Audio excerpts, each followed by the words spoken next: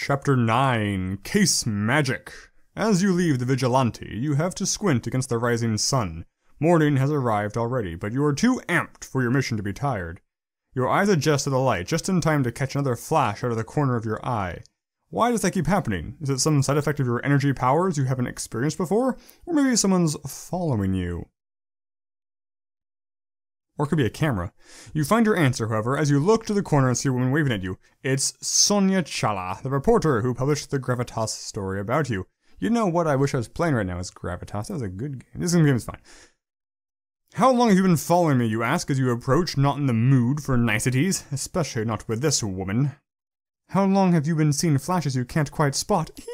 Shut up. Sonia asks, speaking so quickly her words blur together. I already have a hard time not doing that, Sonia. I'm not going to try and do that for you. You only saw me because I wanted you to, for the record. Great. And thanks so much for the glowing article on the Gravitas case. I really enjoyed it. I don't create the facts, I report them, Sonia says impatiently. If you want a good story, do better next time. Sonia's eyeballs suddenly flash bright. Oh, she's a superpower. It is a superpower. Sonia's eyeballs suddenly flash bright, white light taking a mental picture of you. Literally, it appears she has some kind of optic photographic power. Good thing she wanted to be a reporter. Or a spy. The residual twinkling in your eyes catches... Actually, it's a good point. You could blind people with it as you fought them.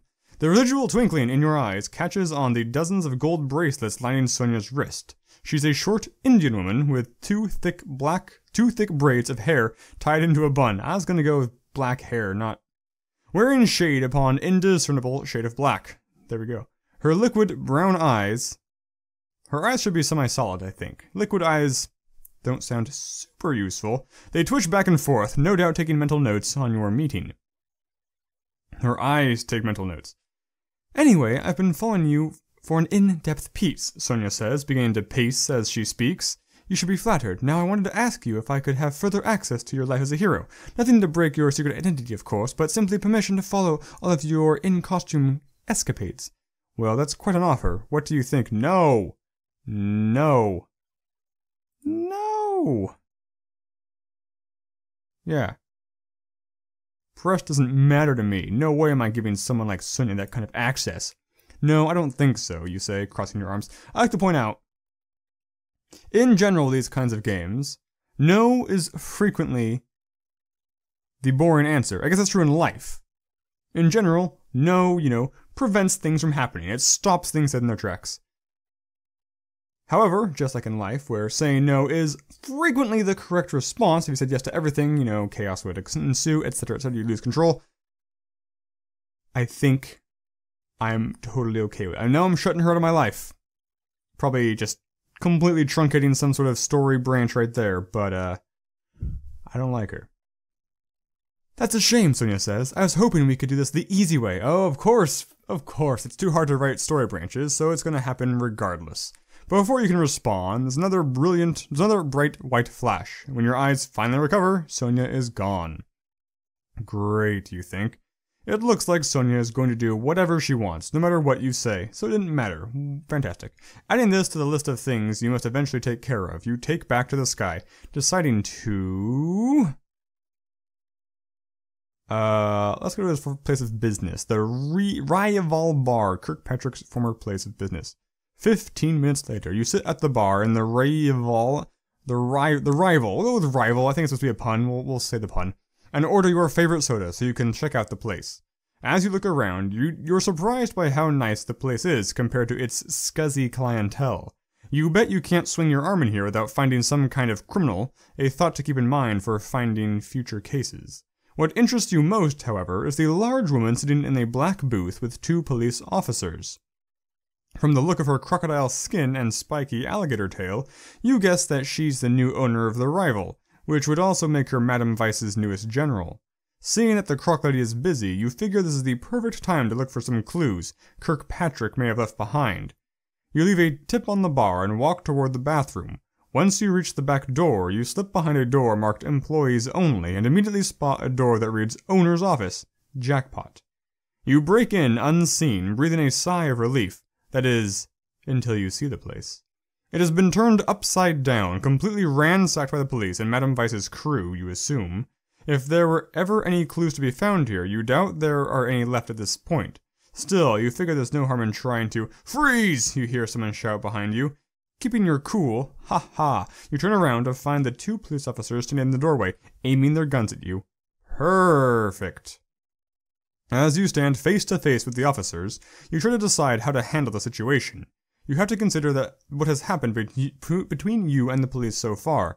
At best, they absolutely hate you. At worst, they think you're a fugitive. I guess I am in costume. Still, maybe now is the time to set the record straight. Better decide quickly. That would be cool if there was an actual timer going. Attacking is bad. Talking is okay. I think escaping is the actual interesting option though, so we're going to try that. I'm sure it will not work. You haven't wanted to work with the police in the past, and you're not going to start now, especially not after the whole gravitas debacle. You know the police will be out for blood, your blood. So you immediately take flight, hoping to escape without any further altercation. You hear some shots go off behind you, but you don't stop flying until you're clear of the scene. You fly to a nearby rooftop to try and decide what to do. You're obviously not going to pull out of the case no matter what. You're thinking that maybe you could go to another location you passed up when you hear a thud on the roof behind you. When you turn around, you're rather stunned to be standing face to face with Crocodile Lady? Black magic, my second guess. You blink several times, sure that your eyes are deceiving you, but they're not. That really is black magic, not actually my second guess. Your biggest crush, standing right in front of you. I've had quite the time tracking you down, Black Magic says. I need your help with something. What? Black Magic, the famous, gorgeous, amazing Black Magic has been looking for you. This cannot be real. You are Taserface, aren't you? Black Magic asks, looking concerned. You still get a thrill when anyone says your code name, but hearing Black Magic say it sends a shock through your entire body, because it's a taser. You look him over, happy to find he looks as much like Paul Newman in person as he does in photos. Did I type that? I forgot. It says selection. Black Magic wears a sleek... Also, Paul Newman's not young. Yeah, whatever. Also, Paul Newman calling himself Black Magic. I don't know. That's probably crossing a few lines there. Black Magic wears a sleek black costume. I know I made those lines. With a golden zipper running up the front, which he leaves partially undone, letting just enough of his chest show. The costume fits his body perfectly, showing off his curling biceps and flat stomach. Best of all, you really love that Black Magic is... I don't like Black Magic? That seems like a strange option to give me, given how extremely one-dimensionally this aspect of my character has been forced down my throat. I've been saying no a lot though, so we'll play along. Let's go with rugged. Sure, rugged. Paul Newman's kind of rugged. Black Magic has a 5 o'clock shadow and a thick, muscular body. He looks dangerous, like he's done some bad things. Like he could get you into some real trouble if he wanted to. Speechless, are we? Black Magic asks, smirking. Actually, if he's Paul Newman, I suppose I should make him sound more like Paul Newman. I don't have a Paul Newman impression, but I do have like a westerny type thing. I don't know. Yes, I'm Taserface, you say, snapping out of it. Why exactly do you need me? Well, I heard you were the hero who helped with the Gravitas investigation, Black Magic says, coming closer. Hold on. Black Magic whips around and mutters, Giener Skitter Bob? Is that Borux Renieg? Okay, it's not anything backwards. Encasing the roof in a bubble of shimmering stanky bean light? That's my power. How dare he use stanky bean light? You're about to ask what he's doing until you see a duo of paparazzi on a nearby roof trying to snap pictures. Black Magic must have cast a spell to protect the two of you against their cameras. Sorry about that. Thought I lost them across town, Black Magic says, turning back to you. Anyway, I assume you also know about the Kirkpatrick-Static connection if you're back snooping for evidence. You nod desperately, trying to keep your eyes on Black Magic's face, which is equally as distracting as his body, unfortunately. Alright, Black Magic continues. The MCPD has looped the Millennial Group into their investigation of the Splice Circle, since you'll need a powered team to take down Madame Weiss and her new Splice Circle, if that evidence is found. That was... I guess it's only twice. It seems like a lot of times the same Splice Circle. I'm the new kid on the group's block, so Rebellion dispatched me to help the MCPD find the evidence stockpile. Plus, I have a particular hatred for Madame Weiss. You want to know what that's all about, but first you have to decide how you want to play things with black magic. Hard to get. Totally hard to get all the way. Why the hell would I help someone like you? Okay, a bit too hard. A bit harder than I would have gone. But at least it's hard. You say, slightly, sign audibly as if supremely bored. Drop the act, Taserface, it's not cute, Black Magic says, rolling his eyes.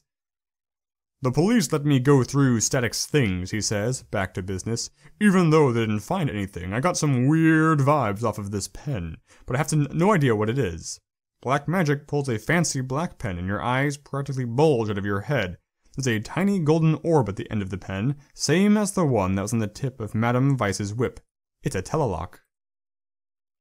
I was hoping that you might know what this is from your splice run-ins, Black Magic says, placing a hand on your shoulder, a touch that threatens to buckle your knees.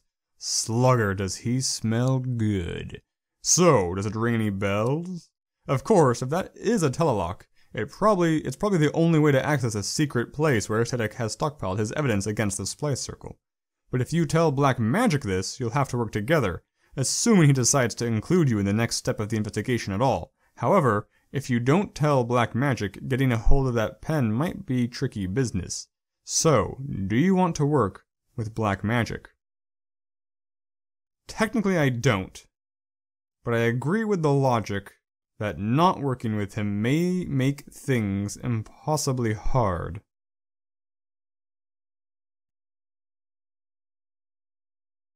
As long as I'm involved in the case, I don't care what I have to do. I wish there was an option for saying, like, you know, either I do or don't want to work with him, but I will do the opposite anyway. That's not really an option here. I don't get why this is an option. Why I would single out Black Magic specifically as somebody I don't want to work with. Again, that seems like a weird option to give me. I really don't want to work with the Millennial Group. I just want to friggin' free my parents. That's my ultimate goal. Free my parents. I knew that glue for myself is stupid. I don't like any of these. Don't like any of these. Oh, I see. Maybe get involved with Black Magic is different than working with Black Magic. So I don't mind working with other heroes, including Black Magic perhaps, but I don't want to get involved specifically with Black Magic. Let's try that one. Let's see what happens. It may be what I want. It may not be what I intend. We shall see. I'm sorry, I have no idea what— Suddenly your brain feels like it's been split open. You fall to the ground, wondering if someone has taken an ice-cold blade and plunged it directly into your temple.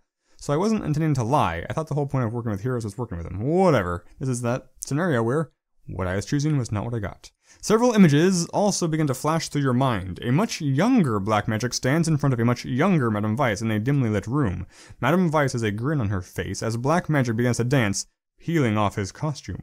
Just as soon as this image sears itself into your brain, another replaces it. This time you're in a bed and Black Magic hangs over you, his lips lightly touching your neck. As much as you like that last image, it burns so badly you think you might pass out. Then the pain disappears as quickly as it came. What the— you gasp, trying to ignore the dull buzzing at the base of your skull. I'm sorry I couldn't risk you lying to me, Black Magic says. The thought swap is one of my more painful spells, but it was necessary. So that was— you tried to say, still finding it hard to form words. I saw your— we swapped our most prominent thoughts. What? What? Why was Black Magic thinking either of those things? Is he— We swapped our most prominent thoughts, Black Magic explains. I saw your knowledge of the telelock, and you saw my memory of my first meeting with Madame Weiss. From the beginning of my career, I was having a hard time pushing that thought from my mind today. Weirdest origin story ever. And the other scene, you ask? The second scene was where our thoughts met, Black Magic says with a grin, eyes boring into you. I like the way your brain feels, by the way. Thanks, question mark. But Black Magic just walks across the roof, away from you. I knew that pen was emitting some kind of special energy, he continues. Telelocks are tricky things. I know a spell that can activate it, but I need to recharge. That thought swap took quite a lot out of me. We should head back to the Millennial Group headquarters. You're about to tell Black Magic that you were able to override a telelock on your own a few weeks ago, but you stopped yourself. The Millennial Group HQ is supposed to be one of the most amazing buildings in all of MC. No matter what your feelings on team-ups are, you're not going to pass an opportunity to see how real heroes live, and maybe even meet a few of some of them. The excitement doesn't have much time to settle, however, as something long and metal suddenly screeches between you and Black Magic, crackling with great energy. "Watch out!" Black Magic screams. But it's too late. Next chapter, Minterview.